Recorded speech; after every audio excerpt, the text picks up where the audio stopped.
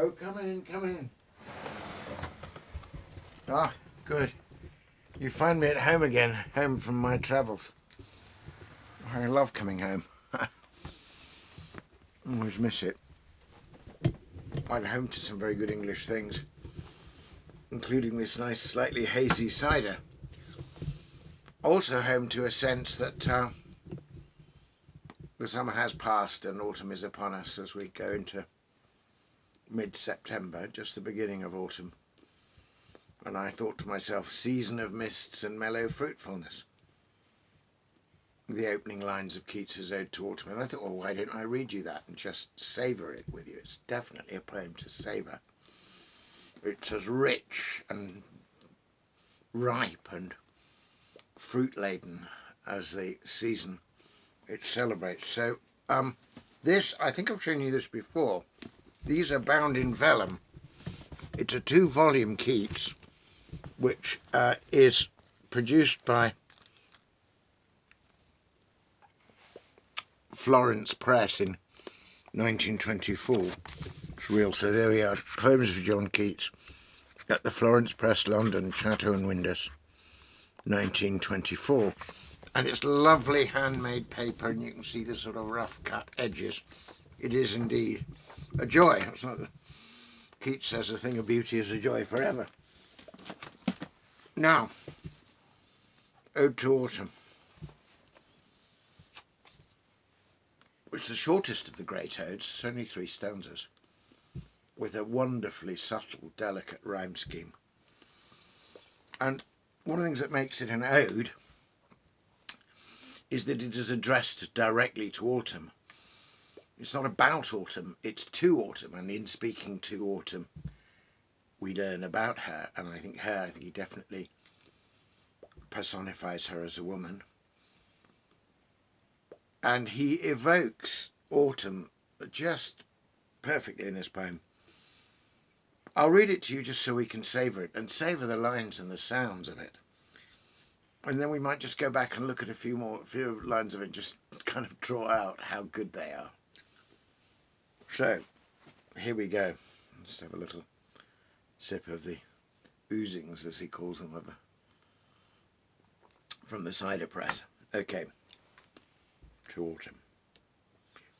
Season of mists and mellow fruitfulness, close bosom friend of the maturing sun, conspiring with him how to load and bless with fruit the vines that round the thatch eave run, to bend with apples the mossed cottage trees, and fill all fruit with ripeness to the core, to swell the gourd and plump the hazel shells with a sweet kernel, to set budding more and still more later flowers for the bees, until they think that warm days will never cease, for summer has o'erbrimmed their clammy cells.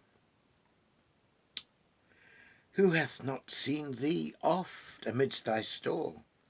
Sometimes whoever seeks abroad may find thee sitting careless on a granary floor, thy hair soft lifted by the winnowing wind, or on a half-reaped furrow sound asleep, drowsed with the fume of poppies, whilst thy hook spares the next swath and all its twined flowers.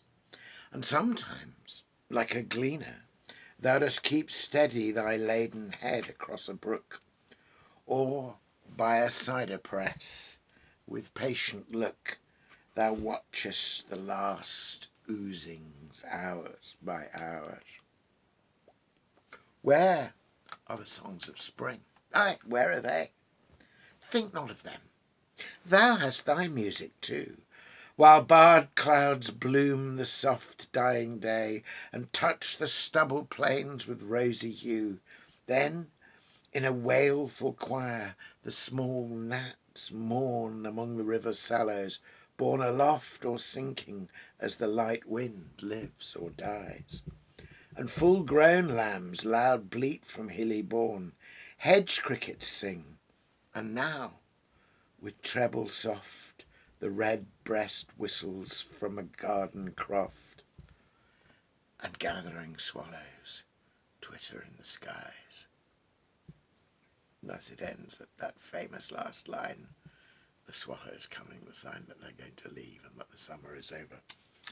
It's a richly sensual poem. You'll see that last verse is just appealing to what we hear. It gives you taste, it gives you touch, it gives you everything, really. So the whole tone and tenor of the poem is kind of announced in the famous phrase that closes the first line, mellow fruitfulness.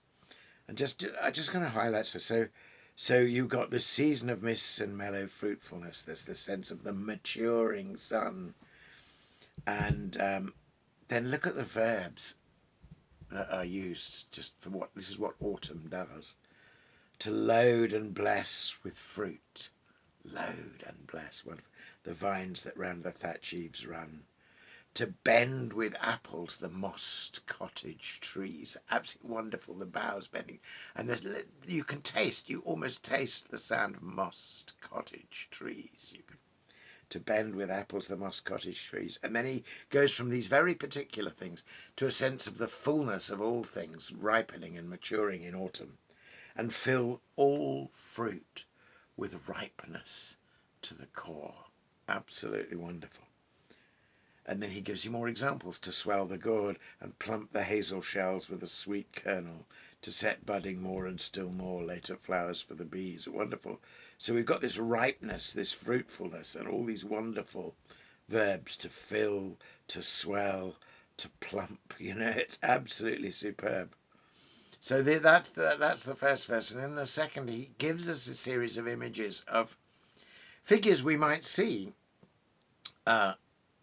different people working on farms and things like that, but each of them is also autumn, and we're to think of it. So who hath not seen thee oft amidst thy store? Sometimes whoever seeks abroad may find thee sitting careless on a granary floor. That's wonderful. There's a great pre-Raphaelite painting, I think, of that somewhere. It's beautiful. Auburn-haired woman surrounded by the fruits of the land, sitting careless on the granary floor or by the cider press. And thy soft hair lifted by the winnowing wind. Winnowing wind is perfect because winnowing is part of the harvest thing. Then or asleep in the field. But some commentators have said he does a little bit of sharpness here when he mentions the gleaner. He was writing this actually in a time of considerable hunger in the 1819 and 20 in England. And there were many people just eking out an existence gleaning like Ruth did in the Bible.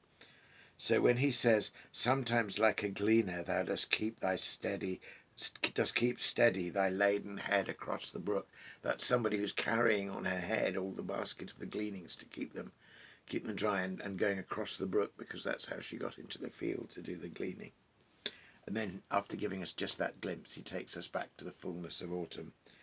By a cider press with patient look, thou not watchest the last oozings. So he's given us touch and smell, in a sense, in the first verse, and the lovely image of the honey and the clammy cells. Then in the second, he gives us visual glimpses of autumn. And in the third stanza, he turns to hearing. Where are the songs of spring? Aye, where are they? That's a very beautiful play on a famous poem by Villon, which has the repeated line. It's about the passing of time. Où sont les neiges d'antan? Where are the snows of yesteryear? Where are the songs of spring? Aye, where are they? Think not of them, thou hast thy music too. And then he comes across this beautiful images. We get the picture of the stubble plains and the kind of last light of the evening, the bard clouds, and then we hear, extraordinary choice for a poet. You might not think the most poetic thing, but he makes poetry of it, where he says, a wailful choir the small gnats mourn among the river sallows, borne aloft or sinking as the light wind lives or dies. We see them rising. He likes that sound. He has murmurous haunt of flies on summer eves in the Nightingale poem. And then we hear the full-grown lambs, we hear the hedge crickets, we hear the robin redbreast, and then that beautiful line, the gathering swallows twitter in the skies. Well, indeed, the gathering swallows do twitter. I've seen them a bit, and they fly away and take summer with them, and we have the richness of autumn. I think that's one of the most finely achieved poems in the whole of English literature. It's small but perfectly formed, as it were. It's deeply memorable. It rewards many rereadings and would reward memorization. I probably did know it once, but I'm using this beautiful book as a crib for now. So here, appropriately inside her, is to autumn, and especially to Keats's Ode to Autumn. Cheers.